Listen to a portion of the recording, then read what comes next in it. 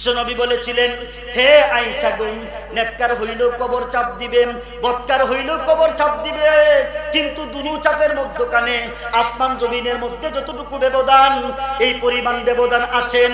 বিশ্বনবী বলেছিলেন, হে আয়েশা গো, নেককার হইলে কবর তাকে চাপ দিবে ঠিকই আছে, তবে নেককারের কবরের চাপটা হলো মাথা ব্যথার চাপের মতো। মাথা ব্যথা করলে হালকা চাপ দিলে যেমন ভাবে শান্তি লাগে, কোনো কষ্ট হয় না, নেককারকে কবরে রাখার পরে এই জাতের একটা চাপ দিবে, নেককারের কষ্ট হবে দূরের কথা, নেককারের আরো আরাম লাগিবে। আয়েশা গো, যদি বদকার হয়, বদকার তাকে চাপ দিবেন, বদকারের চাপটা কেমন হবে জানোনি? বিশ্বনবী বলেন, হে আয়েশা গো, নেককার হইলে চাপ দিবে, তার চাপটা মাথা ব্যথার মতো হবে। আর বদকার যদি হয়, বদকারকে যে চাপ দিবেন, নবীজি দৃষ্টান্ত দিয়ে বলেছেন, আয়েশা গো, ছোট্ট একটা ডিমের উপর বিশাল বড় একটা পাথর যদি রাখা হয়, ডিমের যেই দশা হবে, বদকারকে চাপ দেওয়ার পরে তারও সেই অবস্থা হইব। ছোট্ট একটা ডিম, এই ডিমের উপর যদি একটা পাথর রাখা হয়, আচ্ছা বলুন তো দেখি, এই ডিমের কোনো অস্তিত্ব পাওয়া যাইবনি? হে মুসলমান, ডিমের কোনো অস্তিত্ব পাওয়া যাবে না, ডিমের কোনো সন্ধান পাওয়া যাবে না, একেবারেই ডিম অস্তিত্ব হারা হয়ে যাবে। আয়েশা গো, বিশ্বনবী বলেছেন, হে আয়েশা গো, ডিম যেমন ভাবে অস্তিত্ব হারা হয়ে যাবে বিশাল বড় পাথরের চাপে, ঠিক তদ্রুপ ভাবে বেনামাজিও সে অস্তিত্ব হারা হয়ে যাবে, বেনামাজিও সে অস্তিত্ব হারা হয়ে যাবে, তার কোনো অস্তিত্বই খুঁজে পাওয়া যাবে না। বলুন কথা ঠিক না বেটি? কবর জগৎ, সেই জগৎ শুরু হবে মরণের পর থেকে।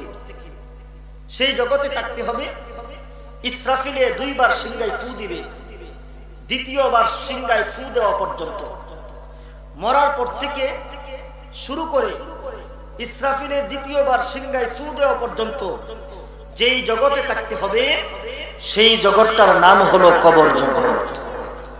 বলেন, এই জগৎ আমাদের সামনে আছে না নাই? জোরে বলুন, আছে না নাই? আছে। আমার ভাই, যেই জগতের সূচনা হবে মরার পর থেকে, আপনি বাড়িতে মরলেও কবর জগতে যাবেন, হাওরে মরলেও কবর জগতে যাবেন, স্বাভাবিক মরলেও কবর জগতে যাবেন, আগুনে পুড়িয়া মারা গেলেও কবর জগতে যাবেন, পানিতে ডুবে মরলেও কবর জগতে যাবেন। যে কোনো অবস্থাতেই মরেন না কেন, আপনাকে কবর জগতে পাড়ি দিতে হবে। বলুন কথা ঠিক না বেটি? সেই কবর জগৎ আমাদের সামনে আছে, কিন্তু কোনোদিন দেখি নাই, না দেখিও কবর জগতের প্রতি আমাদের বিশ্বাস আছে না নাই? আছে। কবর জগৎ দেখি নাই কিন্তু বিশ্বাস করি। অনেক জিনিস আছে যেগুলো আমরা দেখি না কিন্তু বিশ্বাস করি। যেমন ফেরেশতা দেখি নাই, ফেরেশতা বিশ্বাস করি। জিন জাতি দেখি নাই, জিন জাতি বিশ্বাস করি। স্বয়ং সৃষ্টিকর্তা যিনি আমাদেরকে সৃষ্টি করেছেন, সারা জাহান সৃষ্টি করেছেন, সৃষ্টি জগৎ সৃষ্টি করেছেন, সেই আল্লাহকে, সৃষ্টিকর্তাকে কোনোদিন দেখি নাই, এরপরেও সৃষ্টিকর্তার বিশ্বাস আমাদের অন্তরে আছে না নাই? কবর জগৎ আমাদের সামনে আছে, সেই কবর জগতের আলোচনা করব ইনশাআল্লাহ। কবর জগতে আমাদের জীবনটা কিভাবে কাটাতে হবে।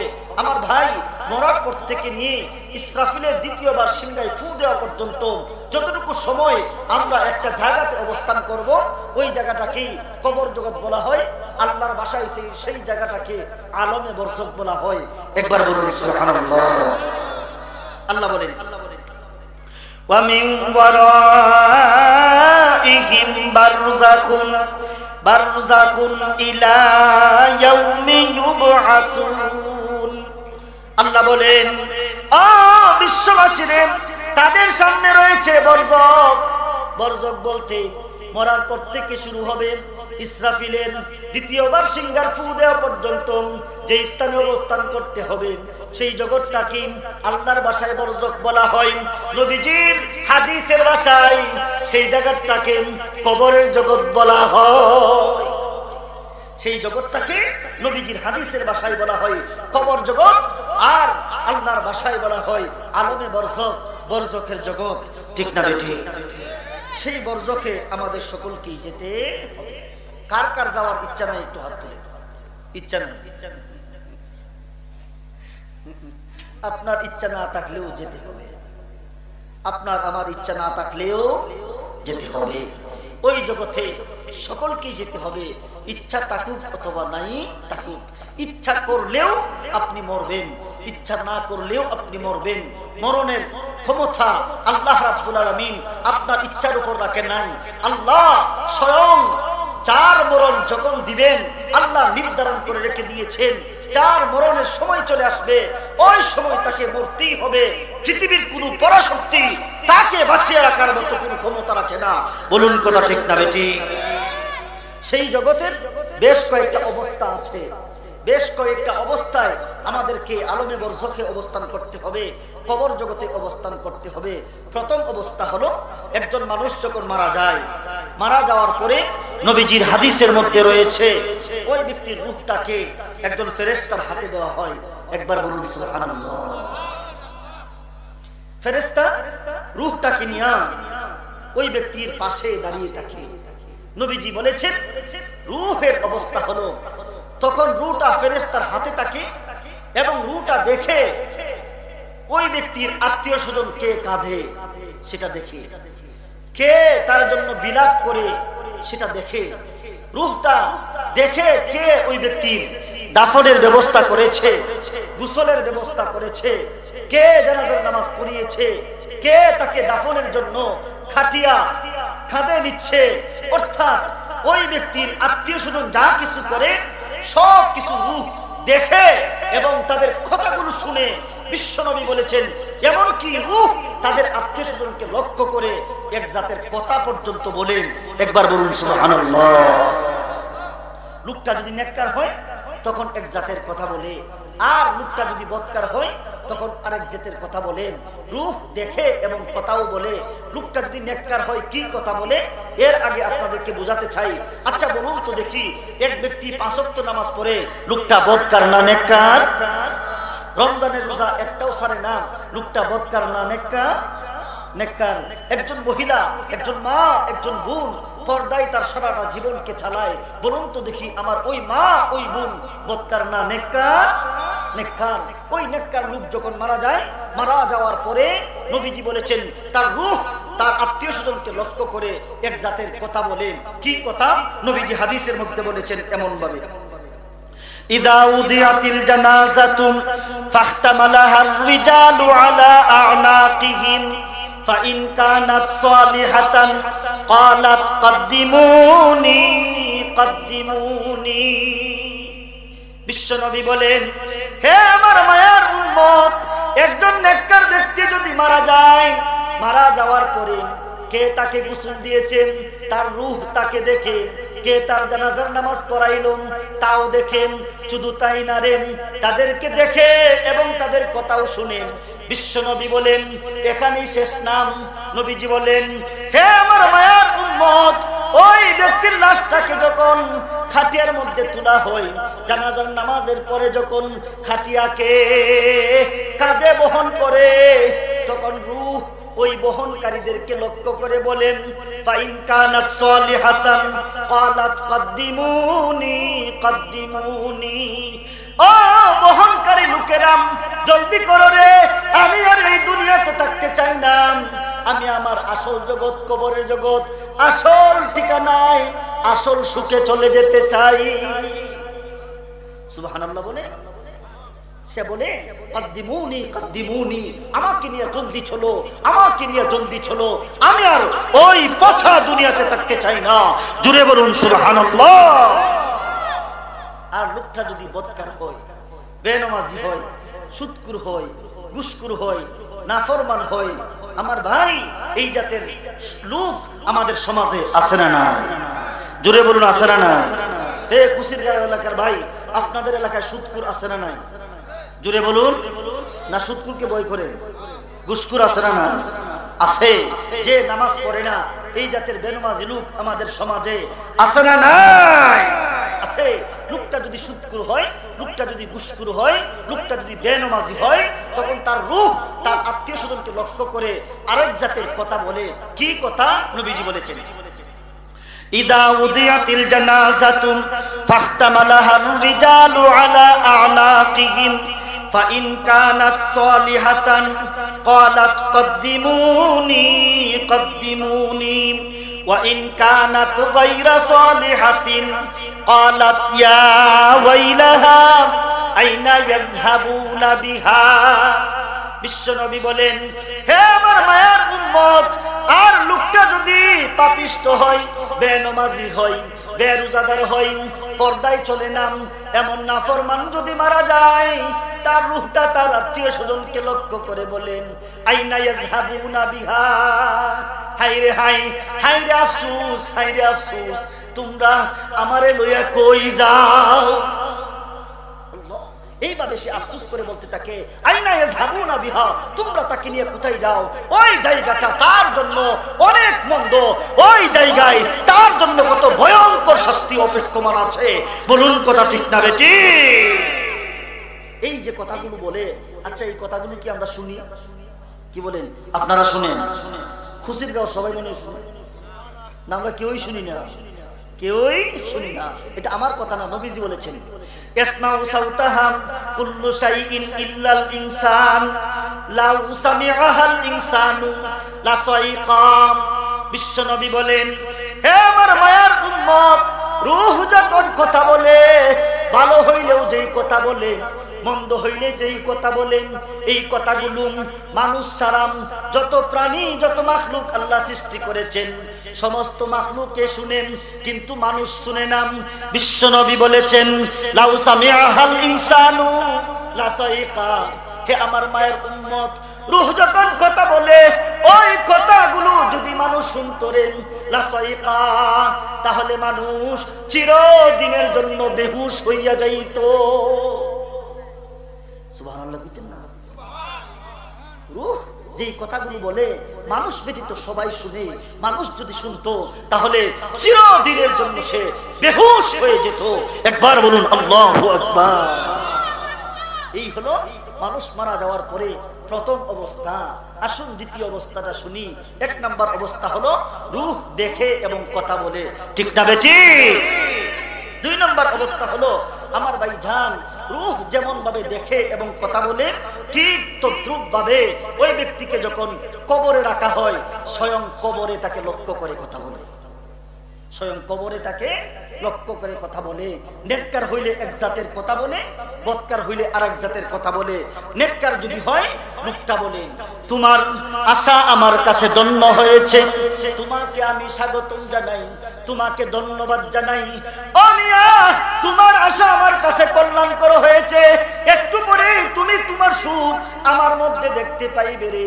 আর লোকটা যদি বেনামাজি হয়, লোকটা যদি পাপিষ্ট হয়, গুনাহগার হয় রে, তখন কবর তাকে লক্ষ্য করেন, কথা বলেন, হে মিয়াম, তোমার আশা আমার কাছে ধন্য হয় নাই, তোমার আশা আমার কাছে কল্যাণকর হয় নাই, কিছুক্ষণের মধ্যেই তুমি তোমার শাস্তি আমার মধ্যে দেখিতে পাইবে।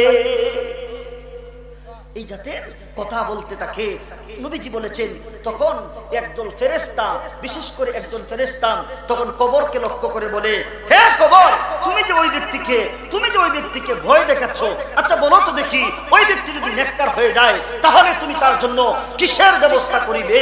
বিশ্বনবী বলেছেন, কবর তখন ফেরেশতার প্রশ্নের উত্তরে কবর সাথে সাথে উত্তর দিয়ে বলে, হে ফেরেশতা, ওই ব্যক্তি যদি নেককার হয়ে যায়, তাহলে আমি কবর তার জন্য সুখের জায়গা বনিয়া যাব। কি সুখের ব্যবস্থা করিব জানো নি? ও ফেরেশতা রে, আমি কবর তার জন্য জান্নাতের বাগিচায় রূপান্তরিত হয়ে যাব। আর লোকটা যদি নাফরমান হয় রে, লোকটা যদি সুদকুর ঘুষকুর হয় রে, লোকটা যদি পাপিষ্ট হয়, আমি কবর তার জন্য জাহান্নামের গর্তে পরিণত হইয়া যাইব। এটাও আমার কথা না, এই কথাটাই নবীজি হুবহু একখানা হাদিসের মধ্যে বলেছেন।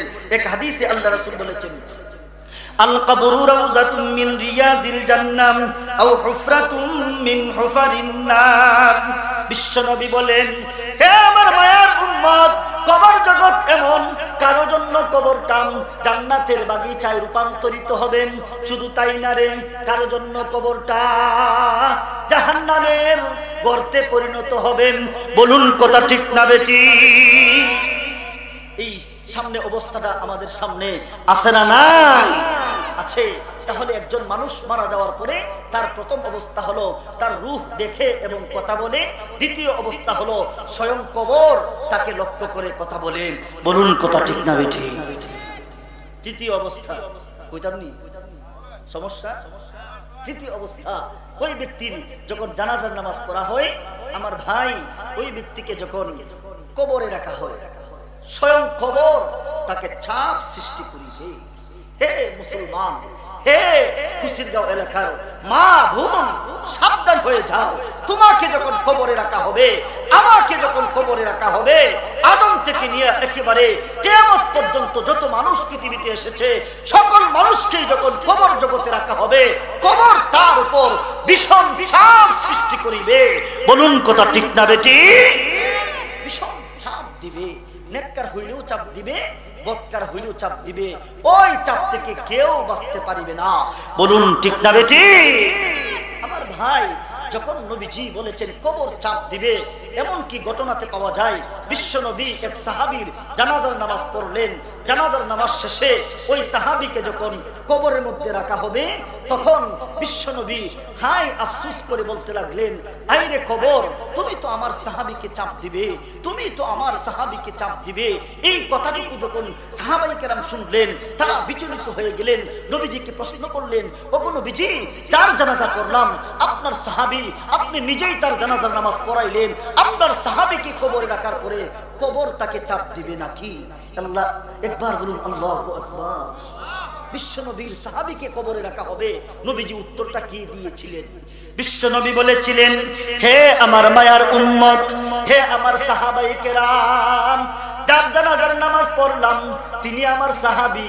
শুনে রাখুন, কবরের মধ্যে সাহাবীকে রাখলেও চাপ দেওয়া হবে, তাবিকে রাখলেও চাপ দেওয়া হবে, অর্থাৎ আমার সকল উম্মতকে চাপ দেওয়া হবে রে। নেককার হইলেও কবর তাকে চাপ দিবেন, বদকার হইলেও তাকে চাপ দিবেন। বিশ্বনবী বলেছেন, হে আমার মায়ার উম্মত রে, কবরের চাপ থেকে কেউ বাঁচতে পারবে না। কবরের চাপ থেকে যদি কেউ বাঁচতে পারত, আমার প্রিয় সাহাবী সাদ ইবনে মুআজ কবরের চাপ থেকে বাঁচতে পারত, কিন্তু আমার প্রিয় সাহাবী সাদ ইবনে মুআজ পর্যন্ত কবরের চাপ থেকে বাঁচতে পারে নাই। নবীজির একজন প্রিয় সাহাবী ছিলেন সাদ ইবনে মুআজ। নবীজি বলেছেন, কেউ যদি কবরের চাপ থেকে বাঁচতো তাহলে আমার প্রিয় সাহাবী সাদ ইবনে মুআজ কবরের চাপ থেকে বাঁচতো।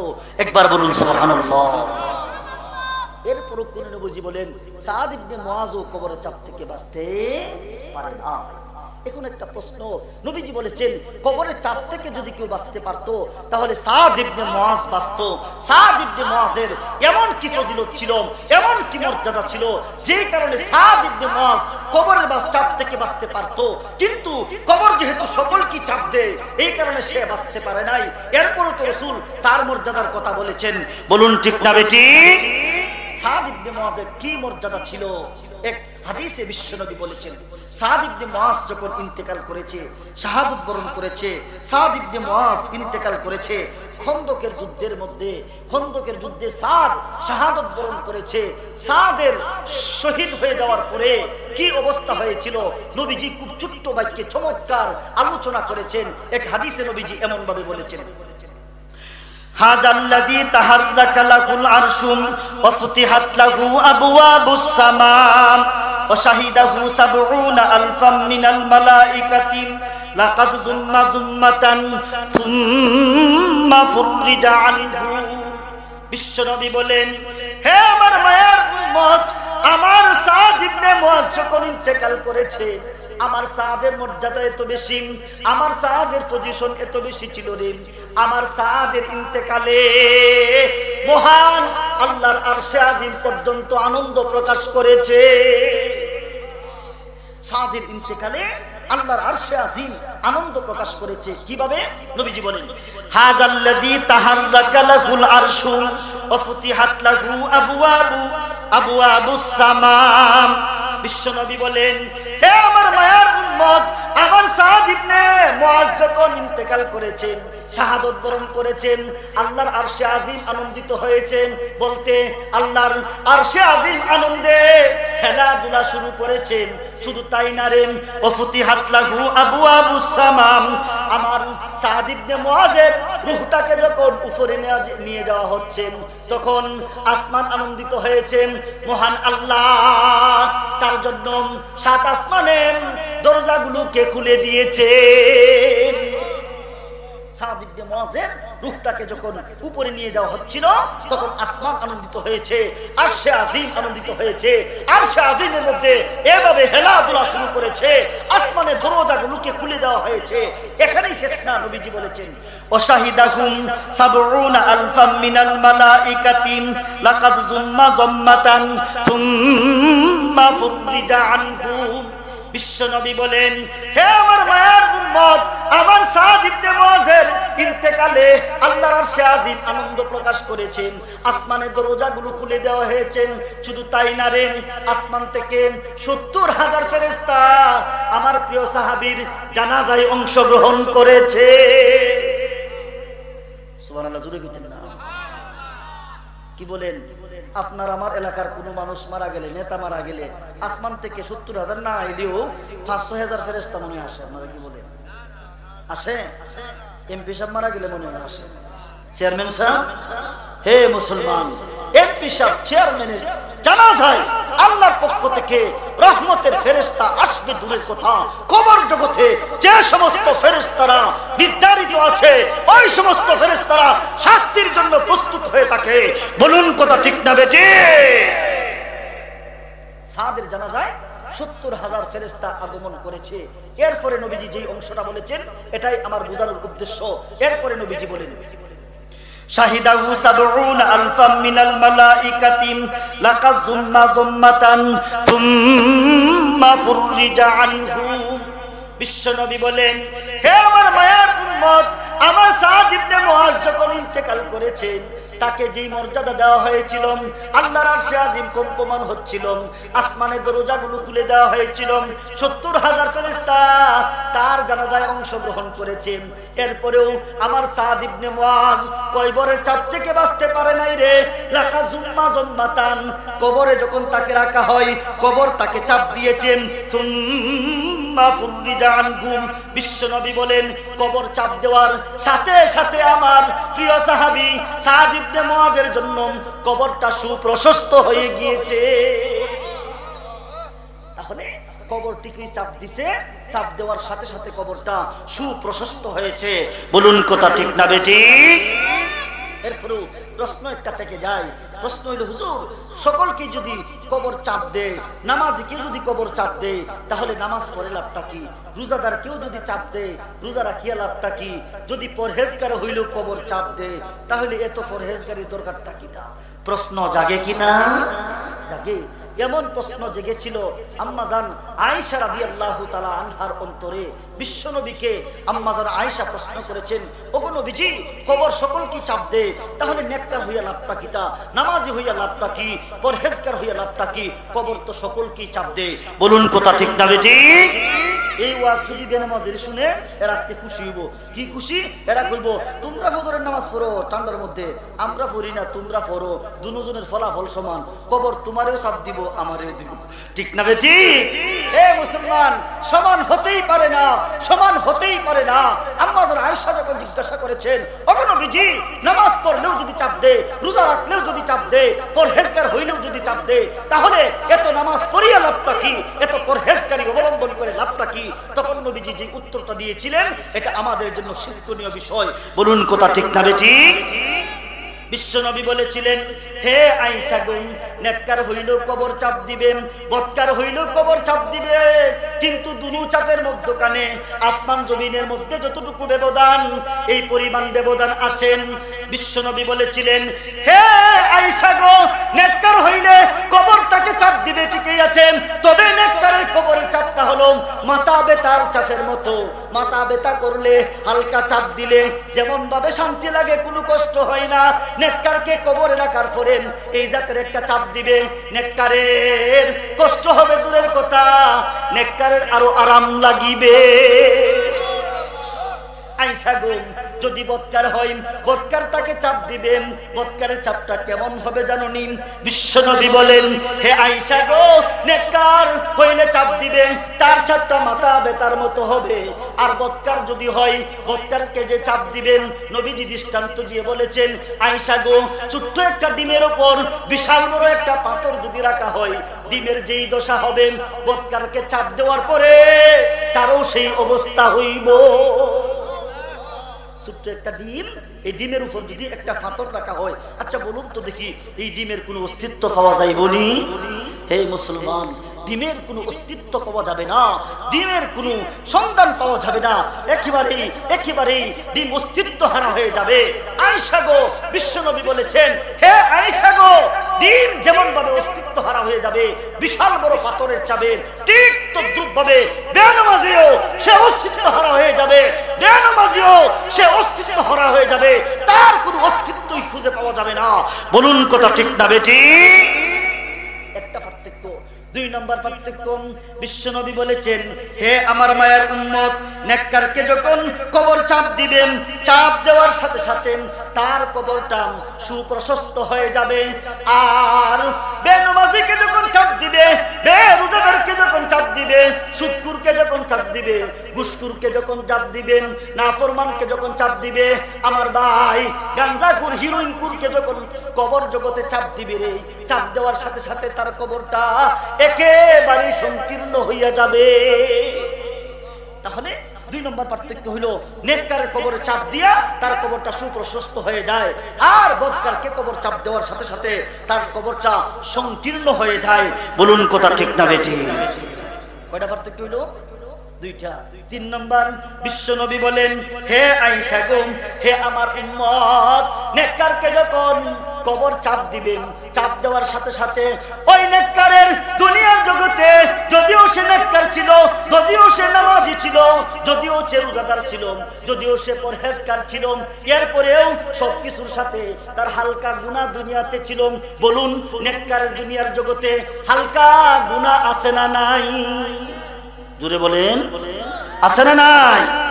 এ মুসলমান, আপনি আমি যতই পরহেজগার হই না কেন, যতই নামাজি হই না কেন, যতই দিনদার হই না কেন, আমাদের জানা অজানা সত্ত্বেও অনেক গুনাহ আমাদের পক্ষ থেকে হওয়ার সম্ভাবনা আছে। বলুন কথা ঠিক না বেটি? শুধুমাত্র নবীগণ ব্যতীত, নবীগণ ছিলেন নিষ্পাপ। আল্লাহ সমস্ত নবীগণ যাদেরকে পৃথিবীতে পাঠিয়েছেন, অসংখ্য গণিত নবী রাসূল এই পৃথিবীতে পাঠিয়েছেন, তারা আল্লাহ রাব্বুল আলামিনের কুদরতি হেফাজতের মাধ্যমে তারা নিষ্পাপ ছিলেন, তাদের কোনো গুনাহ ছিল না। এছাড়া যত উম্মত পৃথিবীতে আগমন করেছে, সমস্ত উম্মত যদিও সে নেককার, যদিও সে নামাজি, যদিও সে পরহেজগার, যদিও দিনদার, যদিও তাকওয়াদার, এরপরও তার গুনাহ থাকার সম্ভাবনা আছে। বলুন কথা ঠিক না বেটি? বিশ্বনবী বলেন, হে আমার মায়ের উম্মত, নেককারকে যখন কবর চাপ দিবে রে, চাপ দেওয়ার সাথে সাথে তার দুনিয়ার জগতে যে হালকা পাতলা গুনাহ ছিল, এই গুনাহগুলোকে আল্লাহ মাফ করে দিবেন। আর বদকারকে যখন চাপ দিবে, চাপ দেওয়ার সাথে সাথে তার কবরটা সংকীর্ণ হয়ে যাবে। শুধু তাই না রে, তার একদিকের পাজরের হাড্ডিগুলো অপর দিকের পাজরের হাড্ডির মধ্যে বিশ্বনবী এইভাবে আঙ্গুলগুলোকে ঢুকাইয়া দেখাইছেন, এক হাতের আঙ্গুলগুলো অন্য হাতের আঙ্গুলের ভিতরে যেইভাবে প্রবেশ করেছে, তার একদিকের পাজরগুলো অপর দিকের পাজরের ভিতর এইভাবে প্রবেশ করিবে। এই হইল কবর জগতের তিন অবস্থা। প্রথম অবস্থা হলো রূহ দেখে এবং কথা বলে, দ্বিতীয় অবস্থা হলো কবর কথা বলে, তৃতীয় অবস্থা হলো কবর তাকে চাপ দিবেন। বলুন কথা ঠিক না বেটি? সোয়াল জবাব আইসিনি এখন? কি বলেন, আসলে মাঝখানে কি সোয়াল জবাব হইছে? আমরা তো মনে করি কবরে রাখলেই মনে হয় সোয়াল জবাব শুরু হয়ে যায়, ঠিক না বেটি? সোয়াল জবাব এই মাত্র আসছে। 4 নম্বর অবস্থা হলো ওই ব্যক্তিকে যখন কবরে রাখা হবে, তার সোয়াল এবং জবাব শুরু হবে। মুসলমান কথা বলি, সোয়াল জবাব আমাদের সামনে আছে না না? আছে। তাহলে সোয়াল জবাবের প্রস্তুতি নেওয়ার দরকার আছে না নাই? আছে। যারা এখনো বাহিরে আছে তারার মনে দরকার নেই। আপনারা কি বলেন? তারা দরকার নাই না? আছে, সকলেরই দরকার আছে। যাদের কানে আওয়াজ যাচ্ছে তাদের কাছে আমার আবদার হলো, চলে আসুন ইনশাআল্লাহ আজকের এই মাহফিলটা আমাদের এই সকলেরই জন্য নাজাতের উসিলা হতে পারে। চিল্লায়ে বলুন কথা ঠিক না বেটে? সওয়াল জবাবের মধ্যে পার্থক্য আছে। যেমন ভাবে নেককারের পার্থক্য প্রথম অবস্থাতে ছিল, দ্বিতীয় অবস্থাতে ছিল, তৃতীয় অবস্থাতে ছিল, সওয়াল জবাবের মধ্যেও নেককার এবং বদকারের মধ্যে পার্থক্য আছে। কি পার্থক্য? সওয়াল জবাব এখনো শুরু হয় নাই। সওয়াল জবাবের জন্য দুইজন ফেরেশতা আসবে, একজনের নাম মুনকার আর একজনের নাম নাকির। ঠিক না বেটি? মুনকার এবং নাকির যখন সওয়াল জবাবের জন্য আসবে, লোকটা যদি নেককার হয়, নবীজি বলেছেন তার কাছে মুনকার নাকির আসল আকৃতি নিয়ে আসবে না, আসল আকৃতি নিয়ে আসবে না। মুনকার নাকিরের আসল আকৃতিটা কি? নবীজি বলেছেন তার দৃষ্টিটা হবে বিজলির মতো, তার কথাগুলো হবে টানার মতো, তার দাঁতগুলো থাকবে বড় বড় বাঁকা, মুখের ভিতরে থাকবে না, মুখ থেকে বাহিরে থাকবে গরুর মহিষের সিংহের মতো, মুখের ভিতরে থাকবে না, বিদ্রুপ আকৃতি নিয়ে তার কাছে আগমন করিবেন।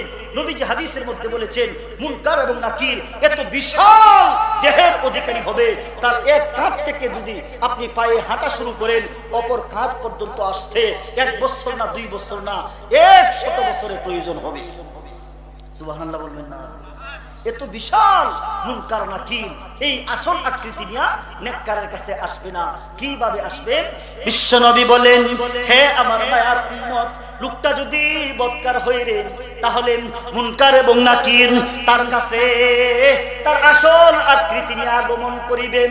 বলতেন বিশ্বনবী বুঝাইতে চান, হে আমার মায়ার উম্মত, তার কথাগুলো হবে কাদার মতন, দৃষ্টিশক্তি হবে বিজলির মতন, দাঁতগুলো হবে বাঁকা বাঁকা, মুখের ভিতরে থাকবে না, বাহিরে বাহির হয়ে থাকবেন, অর্থাৎ বিদ্রুপ আকৃতি নিয়ে পাপিষ্ঠের কাছে আসিবেন সওয়াল জবাব করার জন্য। আর লোকটা যদি নেককার হয়, লোকটা যদি নামাজি হয়, লোকটা যদি দিনদার হয়, লোকটা যদি পরহেজগার হয়, তার কাছে মুনকার নাকির আসিবে ওই জাতের আকৃতি নিয়া, না রে নাম তার কাছে আসিবেন 20 থেকে 25 বছরের যুবকের আকৃতি নিয়া, গায়ে থাকবে সাদা পোশাক, জান্নাতি পোশাক। বিশ্বনবী বলেন, হে আমার মায়ের উম্মত, মুনকার নাকির সাদা পোশাক পরিহিত অবস্থায় জান্নাতি আতর আর সুঘ্রাণ লাগিয়া ওই ব্যক্তির কাছে সওয়াল এবং জবাবের জন্য আগমন করিবে। আসবে মুনকার নাকির দুইজনের কাছে আসবেন, দুই জাতের আকৃতি নিয়া। আমার ভাই জান, এটা হলো প্রথম পার্থক্য। আসার অবস্থাটা দেখেন, তাদের কাছে আসছে দুই জাতের পার্থক্য নিয়া। নবীজি বলেছেন আরেকটা পার্থক্য হলো ওই ব্যক্তি নেককার হওয়ার কারণে দুনিয়ার জগতে তার কিছু নামাজ ছিল। আচ্ছা বলুন তো দেখি, নেককার হইলে নামাজ আছে না নাই? আছে। আমরা অনেকেই তো না, লোকটা নামাজ না পড়লে কি তো ইমানটা ঠিক আছে? হে মুসলমান, নামাজ নাই, ইমান ঠিক নাই, ইমানের ভিতরে শত দুর্বলতা আছে, যেই কারণে তো সে নামাজ পড়তে পারে না। বলুন কথা ঠিক না বেটি? হে মুসলমান, যার ভিতরে পরিপূর্ণ আছে ইমান আছে, তার ইমানের দাবি হলো সে নামাজ ছাড়তে পারে না, ইমানের দাবি হলো রোজা ছাড়তে পারে না, ইমানের দাবি হলো সুদ খাইতে পারে না, ঘুষ খাইতে পারে না, ইমানের দাবি হলো সে কোনো দুর্নীতির সাথে জড়িত থাকতে পারে না। বলুন কথা ঠিক না বেটি? লোকটা যদি নামাজি হয়, তখন নামাজ তার কবর জগতে এক জাতের খেলা দেখাবে। বলুন সুবহানাল্লাহ। কিসের খেলা? এক হাদিসে বিশ্বনবী বলেছেন, লোকটা যদি নামাজি হয়, তাকে যখন কবরে রাখা হবে, মুনকার নাকির তার কাছে সুন্দর আকৃতি নিয়ে আসবে প্রশ্ন করার জন্য। যেই মাত্র তার কাছে আসবে, লোকটার যেমন ঘুম লাগিয়ে গেছে গা, ঘুম থেকে সে চোখ মলিয়া কসলাইয়া উঠবে। উঠার পরে কি অবস্থা হবে আল্লাহ রাসূল এক হাদিসের মধ্যে বলেছেন এমন ভাবে, ইদা উদখিলাল মাইয়িতুল কবরাম মুসিলাত লাহু শামসু ইনদা গুরুবিহাম ফায়াজলিসুন ওয়ায়ামসাহু আইনাইহিম ফায়াকুলুম দাউনি উসাল্লি। বিশ্বনবী বলেন, হে আমার মায়ের উম্মত, নেককারকে যখন কবরে রাখা হয় রে, নেককার কবরের মধ্যে তাকিবেন, যখন মুনকার নাকির তার কাছে প্রশ্ন করার জন্য আগমন করিবেন, এই মাত্র নেককার সে বসিবেন, ইয়ামসাহু আইনাইহি তার চোখের মধ্যে মলা দিবেন, চোখ মাসা করিবেন, ফায়াকুলু তখন বলবেন দাউনি উসাল্লি, ও ও মুনকার নাকির, কিসের প্রশ্ন, কিসের সওয়াল, কিসের জবাব? এই দেখো সূর্য অস্ত চলে যাচ্ছে, আমি এখন পর্যন্ত আসরের নামাজ পড়ি নাই রে। সূর্য যদি চলে যায় আসরের নামাজ কাজা হয়ে যাবে, জলদি করো, নামাজের জন্য ওযুর প্রয়োজন হবে। আমার নামাজ পড়ি নাই, ওযু তো নাই, আমি নামাজ পড়িব, আমার জন্য পানির ব্যবস্থা করে দাও। সুবহানাল্লাহ বলবেন না? এটা নেককারে নেকের পাওয়ার। বিশ্বনবী সাল্লাল্লাহু আলাইহি ওয়াসাল্লাম বলেছেন, নেককার তখন ফেরেশতাকে বলবে, দাউনি উসাল্লি, আমাকে ছাড়ো, আমি নামাজ পড়তে চাই, আমি নামাজ পড়তে চাই। জোরে বলুন সুবহানাল্লাহ। হে মুসলমান, এটা দুনিয়ার এমপির পাওয়ার না, দুনিয়ার মন্ত্রীর পাওয়ার না, চেয়ারম্যানের পাওয়ার না, মেম্বারের পাওয়ার না, সেই পাওয়ারটা হবে নামাজের পাওয়ার। বলুন কথা ঠিক না বেঠে? তাহলে নামাজ পড়ার দরকার আছে না? না, নামাজি ব্যক্তি কবর জগতে পাওয়ারফুল থাকবে, নামাজি ব্যক্তি কবর জগতে পাওয়ারফুল থাকবে। আর বেনামাজি কবর জগতে পাওয়ার লেস থাকবে, তার কোনো পাওয়ারই থাকবে না। ঠিক না বেঠে? নেককার তার নামাজের পাওয়ার কবর জগতে দেখাবে, কিন্তু বদকার যদি হয়, বেনামাজ যদি হয়, তার কবর জগতের কোনো পাওয়ার থাকবে না। দুইটা পার্থক্য হইল সওয়াল জবাবের আগে। এক নাম্বার পার্থক্য হইল নেককারের কাছে ফেরেশতারা আসবে সুন্দর আকৃতি নিয়া, আর বদকারের কাছে আসবে বিদ্রূপ আকৃতি নিয়া। দুই নম্বর পার্থক্য হলো নেককারের নামাজের একটা পাওয়ার থাকবে, বদকারের নামাজ নাই, এই কারণে তার কোনো পাওয়ার নাই। তিন নম্বর পাওয়ার হলো বিশ্বনবী সাল্লাল্লাহু আলাইহি সাল্লাম বলেছেন, ওই ব্যক্তি নেককার হওয়ার কারণে, সে নামাজি হওয়ার কারণে তার কিছু তাহাজ্জুদ নামাজও ছিল। সুবহানাল্লাহ। নেককারের তাহাজ্জুদের নামাজ আছে না না? জোরে বলুন আছে না না? হে ইমানদার, জোরে বলুন আছে না না? আছে। আমার পাশে সভাপতি সাহেব হুজুর বসা আছেন, কাসিম সাহেব হুজুর হাফিজাহুল্লাহ তাআলা, আল্লাহ তাআলা হুজুরের হায়াতের মধ্যে পরিপূর্ণ বারাকা দান করুক। সবাই বলুন আমিন। হুজুর সভাপতি সাহেব হুজুরের মতো উলামায়ে কেরাম, আরো যারা এলাকার মুসল্লি আছেন, দাইম মুসল্লি, পরহেজগার দিনদার যারা আছেন, এরা 5 ওয়াক্ত নামাজ আদায় করার সাথে সাথে তাহাজ্জুদের সময় উঠিয়া কান্নাকাটি করেন, তাহাজ্জুদের নামাজও পড়েন। বলুন কথা ঠিক না বেটি? এই মুসলমান, ওই ব্যক্তিকে যখন কবরে রাখা হবে, ওই ব্যক্তি নেককার হওয়ার কারণে তার কিছু তাহাজ্জুদের নামাজ ছিল। নবীজি বলেছেন, ওই ব্যক্তি যখন ইন্তেকাল করেছে, ইন্তেকাল করার সাথে সাথে তার তাহাজ্জুদের নামাজগুলো যখন ওই ব্যক্তিকে গোসল দেওয়ার পরে খাটিয়ার মধ্যে রাখা হয়েছে, কাফন পরিধান করানো হয়েছে, তার কাফনের নিচে গিয়া তার বুকটার মধ্যে বসে থাকে। বলুন সুবহানাল্লাহ। হে মুসলমান, তাহাজ্জুদের নামাজ ওই ব্যক্তিকে ভুলে থাকতে পারে না। ইন্তেকাল করার সাথে সাথে যখন গোসল দেওয়া হয়, কাফন পরানো হয়, কাফনের নিচে গিয়া তার সাথে জড়াইয়া থাকে আর বলতে থাকে, তুমি আমাকে দুনিয়ার জগতে বলো নাই, আজকে কঠিন দিনে আমি তাহাজ্জুদ তোমাকে বলতে পারি না। জোরে বলুন সুবহানাল্লাহ। কবর জগতে তাহাজ্জুদের নামাজ মুনকার নাকিরের সামনে বের হবে। বের হইয়া মুনকার নাকিরকে বলে, এ মুনকার নাকির, প্রশ্ন করবা, দাঁড়াও এখানে, আমার কিছু কথা আছে। মুনকার নাকির দাঁড়িয়ে থাকবে। সেই তাহাজ্জুদের নামাজ আল্লাহর কাছে ফরিয়াদ শুরু করে দিবে, ওগো আল্লাহ, ওগো মালিক, আমি হইলাম ওই ব্যক্তির সমস্ত তাহাজ্জুদের নামাজ। ও মাওলা, ওই ব্যক্তি দুনিয়ার জগতে আমি তাহাজ্জুদকে বলে নাই, আমি তাহাজ্জুদকে ছাড়া থাকতে পারে নাই। আজকে কঠিন দিনে আমিও তাকে ছাড়া থাকতে পারি না, আমিও তাকে বলতে পারি না। ওগো আল্লাহ, ওই ব্যক্তি যেহেতু দুনিয়াতে আমাকে সঙ্গী বানিয়েছিল, আমি তাহাজ্জুদ আজকে তার সঙ্গী হয়ে গেলাম, তোমার কাছে দরখাস্ত হলাম, ওগো আল্লাহ, আমাকে তুমি সাহায্য করার অনুমোদন দাও। আমি তাকে সাহায্য করতে চাই, তুমি আমাকে একটু সাহায্য করার সুযোগ দান করো। মহান আল্লাহ বলবেন, হেরে তাহাজ্জুদ, ওরে তাহাজ্জুদ, আমি আল্লাহ তোমাকে পারমিশন দিলাম, তুমি তাকে কি সাহায্য করতে চাও, কি তাকে সহযোগিতা করতে চাও, আমি তোমাকে অনুমতি দিলাম। তখন তাহাজ্জুদের নামাজ আল্লাহর কাছে দরখাস্ত করেন, ও মাওলা, ওই ব্যক্তি দুনিয়ার জগতে আমি তাহাজ্জুদকে বলে নাই, আমাকে বলে থাকতে পারে নাই, যেই কারণে আমি তাহাজ্জুদ আজকে তাকে বলতে পারি না, তাকে ছাড়তে পারি না, তাকে সহযোগিতা করতে চাই। ওগো আল্লাহ, তুমি আমাকে জান্নাতি 1000 ফেরেশতা দাও।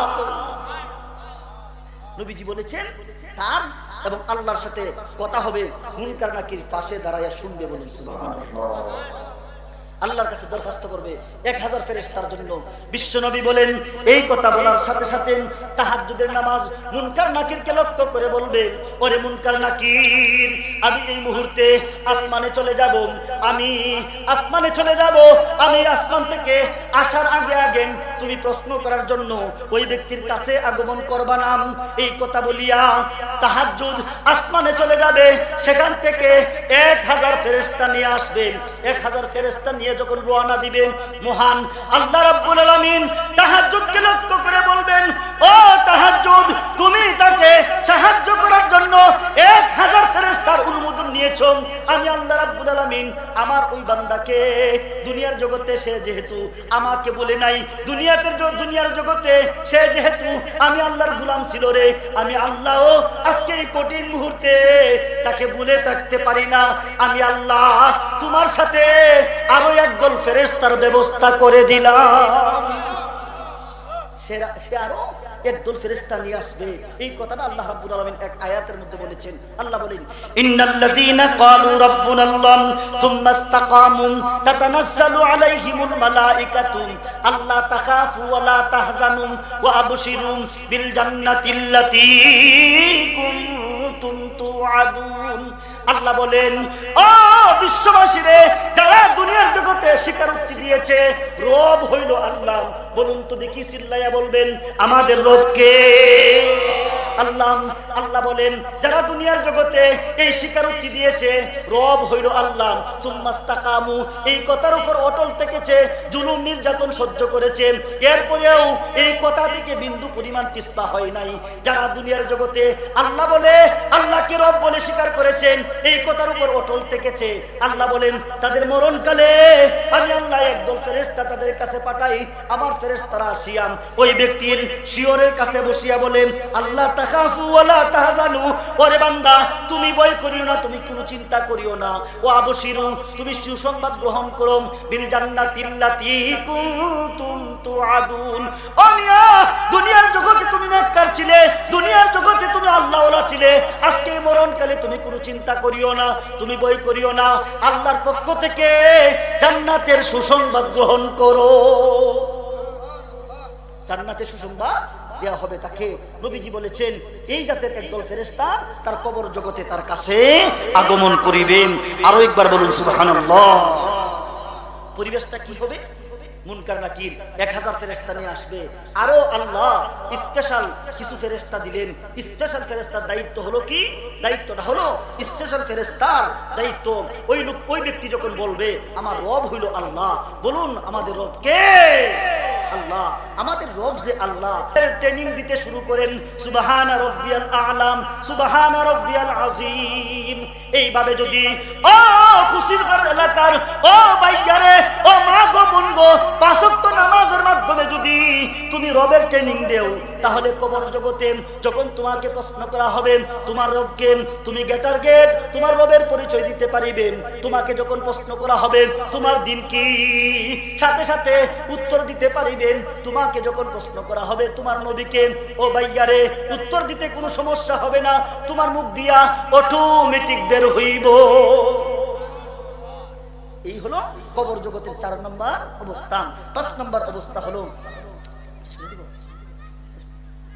5 নম্বর অবস্থা আপনাদের সমস্যা রাইতে 5 নম্বর অবস্থাটা কইতেন। 1 নম্বর অবস্থা হলো রূহ দেখে এবং কথা বলে। 2 নম্বর অবস্থা হলো কবর কথা বলে। 3 নম্বর অবস্থা হলো কবর চাপ সৃষ্টি করিবে। 4 নম্বর অবস্থা হলো সওয়াল জবাব হবে। 5 নম্বর অবস্থা হলো রূহটা কোথায় থাকিবে, কবর জগতে তার রূহটা কোথায় অবস্থান করিবে। বলুন কথা ঠিক না বেঠিক? বিশ্ব নবী বলেন, হে আমার মায়ের উম্মত, সকলের রূহ এক জায়গায় থাকবে না। এক প্রকার রূহকে মহান আল্লাহ ইল্লিনে ঠিকানা দান করিবেন, ইল্লিনে থাকার সুযোগ করে দিবেন। এই রূহগুলো কাদের জানেন? বিশ্ব নবী বলেন, হে আমার মায়ের উম্মত, সমস্ত নবীগণের রূহকে মহান আল্লাহ রাব্বুল আলামিন ইল্লিনের মধ্যে স্থান দান করিবেন। দ্বিতীয় আরেক প্রকার রূহ। এরা কোথায় থাকবেন জানেননি? বিশ্বনবী বলেন কিছু রূহ সবুজ পাখির পাকস্থলীতে অবস্থান করিবেন, আর ওই পাখিগুলো জান্নাতের মধ্যে বিচরণ করিবেন। ওই রূহগুলো কাদের জানেননি? নবীজি বলেছেন যারা দ্বীনের জন্য, ইসলামের জন্য, দাওয়াত এবং তাবলীগের জন্য ইস্তেমার মাঠে গিয়া নিজের জীবনটাকে আল্লাহর জন্য উৎসর্গ করে দিয়েছে, ওই সকল রূহকে মহান আল্লাহ রাব্বুল আলামিন সবুজ পাখির পাকস্থলীতে ঢুকাইয়া জান্নাতের মধ্যে অবস্থানের সুযোগ করিয়া দিবে। এ মুসলমান, ইস্তেমার মাঠে গিয়া যারা নিজেদের জীবনকে বিসর্জন দিয়েছে, শাহাদাত বরণ করেছে, বলুন তো দেখি এটা তাদের জন্য লস হয়েছে না লাভ হয়েছে? লাভ হয়েছে না। এখন তাদের রূহ জান্নাতে সবুজ পাখির পাকস্থলীর ভিতর মধ্যে তাকিয়া জান্নাতের মধ্যে বিচরণ শুরু করে দিয়েছে। বলুন কথা ঠিক না বেটি? বিশ্বনবী বলেন হে আমার মায়ের উম্মত, কারো রূহ জান্নাতের দরজায় অবস্থান করিবেন। যেমন ইবনে আব্বাস রাদিয়াল্লাহু তাআলা আনহু থেকে বর্ণিত এক হাদিসের মধ্যে রয়েছে এমন ভাবে বিশ্বনবী বলেন শহীদরা জান্নাতের দরজায় দীপ্তমান নহরের সবুজ গম্বুজ বিশিষ্ট স্থানে থাকবেন। এরা কাদের রূহ জানুনি? বিশ্বনবী বলেন হে আমার মায়ের উম্মত, একদল মুজাহিদ জিহাদ করতে করতে নিজের জীবনকে বিসর্জন দিয়েছে, শহীদ হয়েছে, শাহাদাত বরণ করেছে। এরপরেও তাদের দুনিয়ার জীবনে কিছু কর্জা ছিল, কিছু ঋণ ছিল। ঋণের কারণে মহান আল্লাহ তাদেরকে জান্নাতের ঠিকানা দিবেন না, বরঞ্চ জান্নাতের দরজার সামনে মহান আল্লাহ তাদেরকে স্থান দান করিবে। তাহলে একদল রূহ থাকবে ইল্লিনের মধ্যে, একদল রূহ থাকবে আমার ভাইজান জান্নাতে সবুজ পাখির পাকস্থলীতে, আরেকদল রূহ থাকবে জান্নাতের সামনে, দরজার সামনে। আরেক প্রকার রূহ বিশ্বনবী বলেন হে আমার মায়ের উম্মত, এক প্রকার রূহ তারা দুনিয়ার যে কোনো জায়গায় আগমন করতে পারিবেন, জান্নাতেও থাকতে পারিবেন। তাদের রূহ জানুনি? বিশ্বনবী একবার সাহাবায়ে কেরামকে নিয়ে বসা আছেন, বিশেষ করে আসমা রাদিয়াল্লাহু তাআলা আনহা নবীজির কাছে বসা আছেন। এই মুহূর্তে বিশ্বনবীকে নবীজির কাছে কে জানি আগমন করেছে। সাহাবায়ে কেরাম দেখেন নাই, শুধুমাত্র নবীজি সালামের উত্তর দিয়েছেন ওয়া আলাইকুমুস সালাম। সাহাবায়ে কেরামকে নিয়ে নবীজি বসা আছেন, আমার দিকে তাকান, সাহাবায়ে কেরামকে নিয়ে নবীজি বসা আছেন। এই মুহূর্তে নবীজি শুধু বলছেন ওয়া আলাইকুমুস সালাম।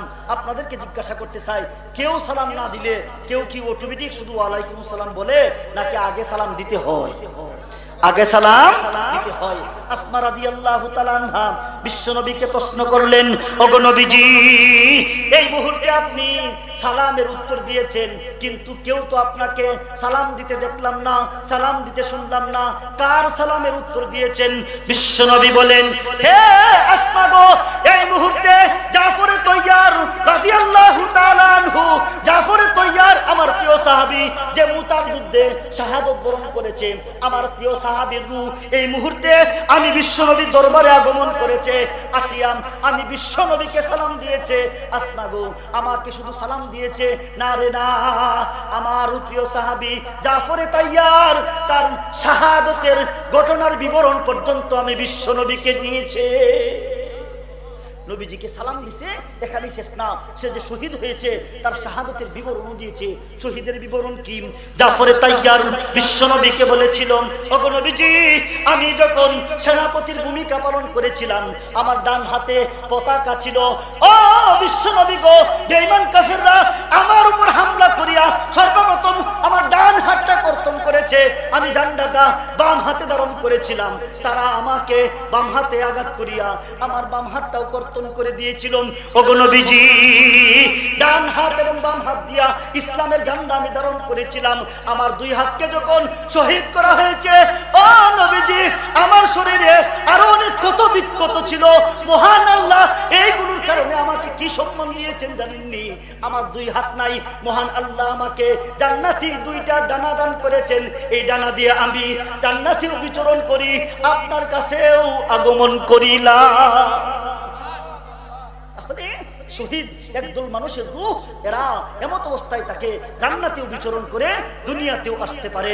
বলুন কথা ঠিক না বেঠিক? আরেক প্রকারের রূহ, এদের রূহটা কবর জগতে থাকে। বিশ্বনবী বলেন নেককার হইলেও কবর জগতে থাকে, বদকার হইলেও কবর জগতে থাকে। একদল মানুষের রূহকে আল্লাহ কবরে রেখে দেন, এই কথাটাই বিশ্বনবী বলেছেন আল কাবরু রাউজাতুম মিন রিয়াজিল জান্নাহ আও হুফরাতুম মিন হুফারিন নার। বিশ্বনবী বলেন হে আমার মায়ের উম্মত, একদল নেককারের রূহকে মহান আল্লাহ কবরে ঠিকানা দান করেন, আরেক প্রকার বদকারের রূহকেও আল্লাহ কবর জগতেই ঠিকানা দান করেন। এই দুই প্রকার রূহের উপর শান্তি এবং শাস্তি কবর জগতে ফিট করা হয়। বলুন কথা ঠিক না বেটি? এই হলো কবর জগতের অবস্থা। পাঁচটা অবস্থা বললাম, আরেকটা রয়ে গেছে, সেটা হলো রূহ অবস্থান করে বুঝলাম এরা কোন অবস্থায় থাকে। নেককারের জন্য সুখের ব্যবস্থা করা হয় আর বদকারের জন্য শাস্তির ব্যবস্থা করা হয়। এই হইল মোট 6টা অবস্থা। প্রথম অবস্থা হলো রূহ দেখে এবং কথা বলে, দ্বিতীয় অবস্থা হলো কবর কথা বলে, তৃতীয় অবস্থা হলো কবর চাপ সৃষ্টি করে, চতুর্থ অবস্থা হলো সওয়াল জবাব, 5 নম্বর হলো রূহের অবস্থা, 6 নম্বর হলো নেককারের জন্য শান্তির ব্যবস্থা আর বদকারের জন্য অশান্তি দুঃখ কষ্টের অবস্থা। বলুন কথা ঠিক না বেঠিক? শুধুমাত্র 2 মিনিটে যে হাদিসটা পাঠ করেছিলাম, নবীজি এক হাদিসের মধ্যে শুধুমাত্র কবর জগতে কি শাস্তি দেওয়া হবে এর আলোচনা করেছেন। নবী বলেন লা ইউসাল্লাতু আলাল কাফিরিন ফি কবরিহিম 99 তিন্নিনাম। বিশ্বনবী বলেন হে আমার মায়ার উম্মত, বেঈমান কাফের পাপিষ্ঠকে যখন কবরের জগতে রাখা হয় রে, তার উপর শাস্তি প্রয়োগ করা হয়। কি শাস্তি জানো? 99 তিন্নিনা, তার কবরে একসাথে 99টা সর্প ছেড়ে দেওয়া হয়। সুবহানাল্লাহ, নাউযুবিল্লাহ।